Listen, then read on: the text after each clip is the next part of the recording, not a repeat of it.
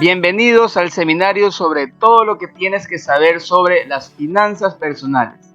En el presente vamos a abordar las 5 reglas principales para poder tener unas finanzas saludables, entre las que están cómo comprar un carro financiado de manera adecuada, qué es mejor, alquilar o comprar una casa en función a una regla fundamental que se debe de aplicar, la regla del presupuesto, la regla del consumo y la regla de la inversión y crédito. Bienvenidos. 1. ¿Cómo comprar un carro financiado de manera adecuada? Para eso debemos de aplicar la regla conocida como 20-4-10, la cual establece que el 20% del valor del auto debemos de pagarlo por concepto de entrada, que el crédito para el mismo no debe de superar de 4 años y que las cuotas que pagamos deben de ser como máximo el 10% del total del ingreso de la familia. Por ejemplo, un carro de $15,000, aplicando la regla, debemos de pagar el 20%, lo que es equivalente a $3,000. Entonces, posteriormente a la diferencia, debemos de sacar un crédito a 4 años y vemos que la cuota estimada es de $337.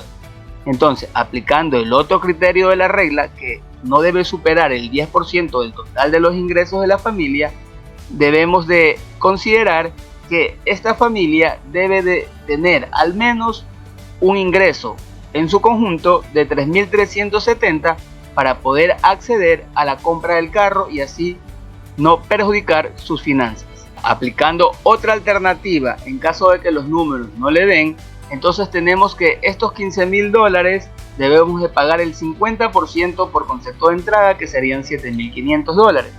La diferencia debemos de sacarlo de igualmente como un máximo de 4 años y vemos que las cuotas son de $211. Entonces, al aplicar el 10% como tope del ingreso de la familia, esta familia debe de tener un ingreso en su conjunto de $2,110 para poder sacar el carro a crédito. Ahora, ustedes dirán, no tengo el capital. Pues vamos a mostrar cómo vamos a conseguir el capital.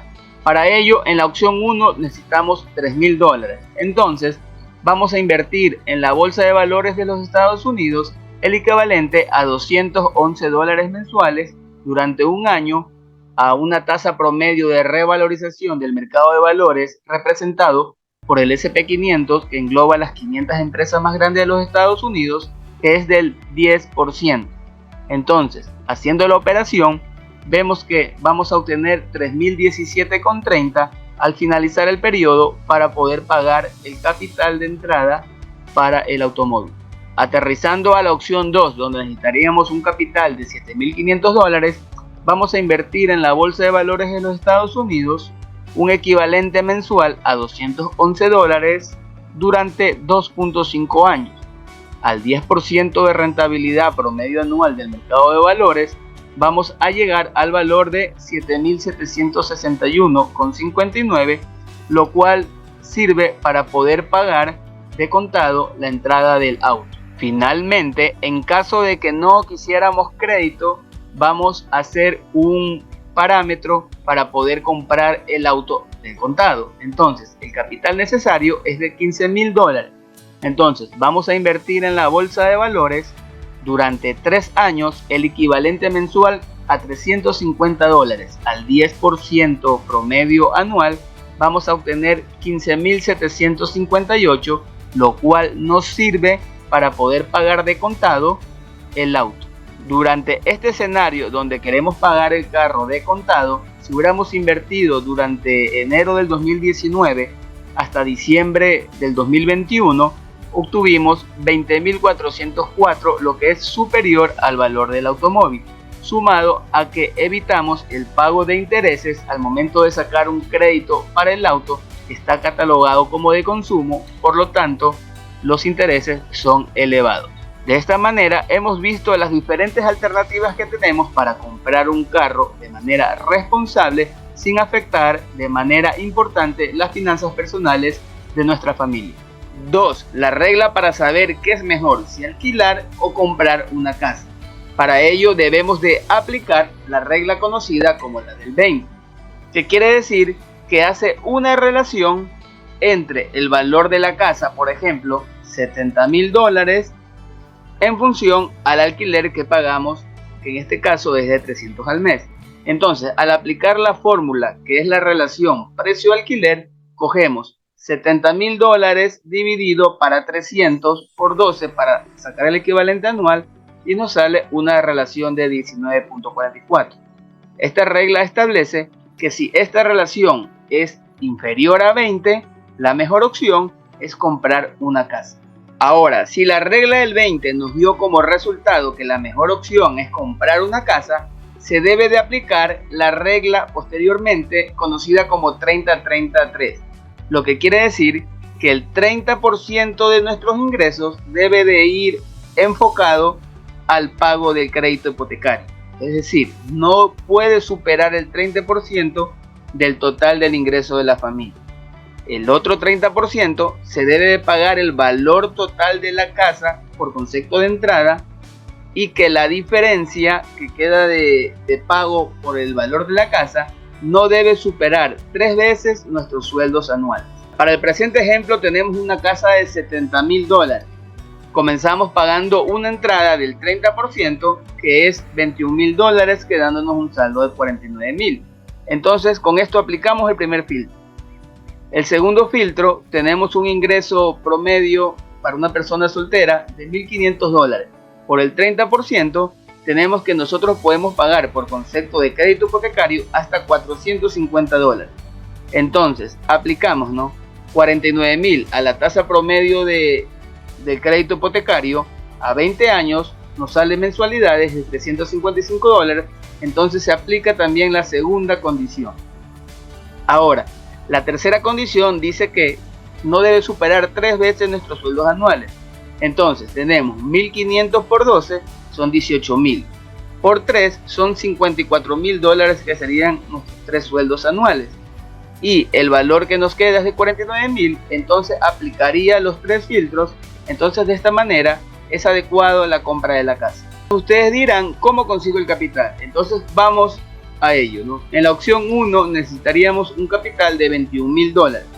Entonces, ¿qué es lo que vamos a hacer? Un plan de inversión en la bolsa de valores de los Estados Unidos de $350 al mes durante 4 años, con la finalidad de alcanzar $21,953. Entonces, de esta manera ya tenemos para pagar la entrada de la casa y nos queda la diferencia de $49,000, que sacaríamos un préstamo hipotecario para que nos entreguen nuestra propiedad y poder vivir en ella. En la opción 2 no queremos sacar un crédito hipotecario, sino que ya reconocemos el potencial que tiene la inversión en la bolsa de valores. Entonces queremos alcanzar los $70,000 en su totalidad. Para ello vamos a invertir en la bolsa de valores de los Estados Unidos $450 al mes durante 8 años. Entonces, a un rendimiento del 10%, que es el promedio de la bolsa, nos da 70,122. Entonces, de esta manera estamos pagando nuestra casa a contado y la pagamos mucho más rápido que una hipoteca a 20 años y con un valor similar, ¿no?, que de lo que vale la hipoteca, ¿no? Entonces, este es el potencial de la bolsa de valores, y con esto reducimos el pago importante que tienen los intereses por el valor de la hipoteca en el tiempo. Les voy a enseñar el secreto usado por los ricos. Por ejemplo, tenemos la opción de que la casa cuesta $70,000. Entonces, vamos a invertir en la bolsa de valores $450 al mes durante 7.5 años. Entonces, son 450 a una tasa de promedio de rendimiento del 10%, nos da 62,923. Entonces, si tenemos un promedio del 10% de rentabilidad, entonces al aplicar los números, vemos que el 10% de 62,923 es 6,292,3. Dividido para 12 nos da un promedio de 524,36. Entonces, si sacamos la hipoteca de $70,000 al 6.16% a 20 años, nos salen pagos de 507,98. ¿Qué quiere decir esto? Que con el rendimiento de nuestras inversiones podemos pagar nuestra hipoteca. Los datos dados anteriormente son referenciales, entonces vamos a ver qué pasó realmente en la bolsa de valores.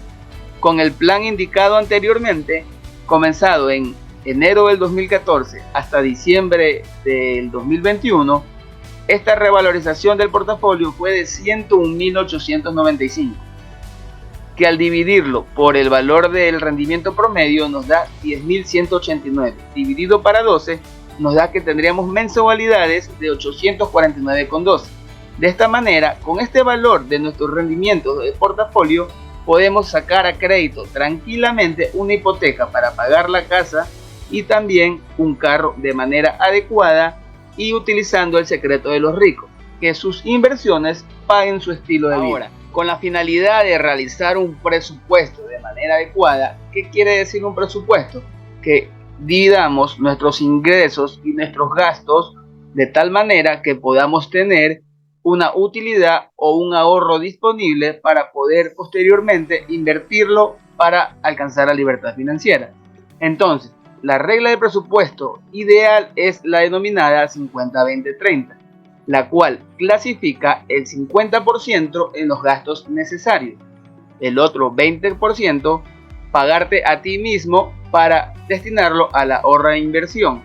Este 20% está enfocado en la teoría del libro del hombre más rico de Babilonia, donde los judíos indican que es necesario que nosotros apliquemos un impuesto a nuestros ingresos para garantizar nuestro bienestar futuro. Y el otro 30% para nuestros gustos y caprichos, ya que es importante consentirnos para que no sea desgastador el ahorro del 20%. En resumen, la primera parte de la regla 50-20-30, el 50% se destina a los gastos necesarios, donde están la alimentación, la educación, la vivienda, el transporte y los servicios básicos, es decir, los gastos necesarios que debemos de pagar sí o sí en nuestra vida cotidiana de manera mensual. El 20% para pagarnos a nosotros mismos, enfocándolo en el ahorro y en la inversión. Si no tenemos un fondo de emergencia equivalente a los 3 meses, tenemos que colocar el 10% para formar este fondo de emergencia, y una vez esté estructurado, el total del 20% va a la inversión, entre las que están la bolsa de valores de los Estados Unidos, debido a la seguridad jurídica que da el país yanqui, y el 30% para los gustos y caprichos, ya que es importante consentirnos. 4. Regla del consumo. Dentro de las consideraciones de la regla del consumo, cabe destacar que aquí se incluyen todas las partidas que están dentro del 30% de la asignación de la regla 50-20-30. Sabiendo aquello, tenemos la regla 2C, que quiere decir que si deseamos comprar un producto o servicio de consumo, debemos tener el equivalente a 2 veces en ahorro. Por ejemplo, si queremos comprar un iPhone de $1.000, para poderlo comprar tenemos que tener un ahorro equivalente a $2.000, ya que el proceso adecuado de una economía sana es ingreso, ahorro, inversión y consumo, no como normalmente está creyente la sociedad, donde tienen el ciclo de las finanzas en ingreso, consumo y lo que les sobra va al ahorro e inversión. Pues no, del ingreso deben ustedes tratar en la brevedad posible poder destinar las partidas del 20% al ahorro e inversión, y posterior a haber cubierto eso de ahí, pueden destinarlo al consumo. Es decir, por ejemplo, del 50-20-30, cubres tus necesidades básicas con el 50%, posteriormente deben darle prioridad al 20% destinado al ahorro e inversión, y ahí si sus ingresos les alcanzan para cubrir los consumos, va el 30%. Por eso que es muy importante que se lean o que vean resúmenes en internet sobre el hombre más rico de Babilonia, donde dan bastante énfasis a que debemos de ahorrar e invertir para garantizar nuestro bienestar futuro. Otra alternativa a la regla de consumo, una vez cumplido lo anterior, es la regla 2x1, donde dentro del 30% del presupuesto para nuestros caprichos debemos de comprar una cosa por mes. Por ejemplo, si en este mes queremos comprar un celular, debemos de esperar hasta el siguiente para poder comprar otro artículo. Por ejemplo, el reloj en el siguiente mes, el PlayStation, y así sucesivamente, con la finalidad de no gastar demasiados recursos en adquirir objetos de consumo. Regla de la inversión. Esto no es otra cosa que por medio de la regla del 72 podemos establecer en qué momento y tiempo podemos doblar la inversión inicial. Por ejemplo, aplicamos el número 72 y lo dividimos para la tasa de retorno anualizada de X inversión. Entonces, viendo esto de aquí, el número 72 dividido para el rendimiento promedio de la bolsa de valores del 10% nos da que nosotros duplicaríamos nuestra inversión en un promedio de 7.2 años. De esta manera podemos nosotros estimar en qué tiempo vamos a duplicar una inversión en un activo financiero en particular. Dentro de las reglas del crédito para poder mejorar el historial crediticio está siempre tomar a las tarjetas de crédito como lo son un medio de pago, es decir, que cada mes debemos de pagar el 100% del saldo usado, con la finalidad de poder tener un buen historial crediticio. O a su vez, si van a utilizar el saldo del crédito ofrecido por la entidad financiera, nunca ocupar más del 30% del cupo, ya que este número es observado para poder darle un mejor rango a su historial crediticio y así poderle ofrecer mejores beneficios, créditos a menores tasas de interés, entre otros muchos más. Ahora, como complemento a las finanzas personales está el manejo de deudas. Y presentamos dos alternativas para poder liquidar las molestas deudas que a veces atormentan a muchas personas. Por ejemplo, el método avalancha quiere decir que enlistan todas las deudas y pone en primer lugar las de mayor tasa de interés, mientras que la bola de nieve va a enlistar todas las deudas y va a poner en primera fila las más pequeñas. ¿Qué quiere decir esto? Que indistintamente, el método que vayan a utilizar, la que se encuentra en la primera parte de la lista, vamos a asignarle la mayor proporción de recursos y las otras deudas vamos a pagar los mínimos, con la finalidad de ir eliminándolas en el tiempo hasta poder liquidar en su totalidad. Ahora, hay unas consideraciones que hay que utilizar antes de aplicar estos métodos, que a veces las deudas de mayor tipo de interés suelen ser más altas y suele ser desmotivador para la persona al ver que no avanza en su plan, mientras que cuando utilizan las más pequeñas ven que el plan está dando resultados debido a que ven que se va eliminando deudas en el tiempo.